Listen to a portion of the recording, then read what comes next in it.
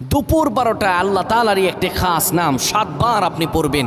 পড়ে আল্লাহ তাআলার কাছে দোয়া করবেন। আপনার যত প্রয়োজন আছে, যত মনের আশা আকাঙ্ক্ষা আছে, আল্লাহ সকল কিছু কবুল করে নেবেন। যখন দুপুর 12টা বেজে যায় দোয়া কবুলের সময়, তখন আপনি সকল কাজগুলো তখন বন্ধ করে একটু যায় নামাজ বিছিয়ে পবিত্র হয়ে ঘরের একটা কোনায় কিংবা আশপাশে যদি মসজিদ থাকে মসজিদে চলে যান।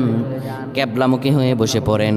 ক্যাবলামুখী হয়ে বসে সুন্দরভাবে প্রথমে 10 বার দুরূদ শরীফ পড়েন, 3 বার সূরা ইখলাস পড়েন, 2 বার সূরাতুল ফালাক, 1 বার সূরা নাস পড়েন।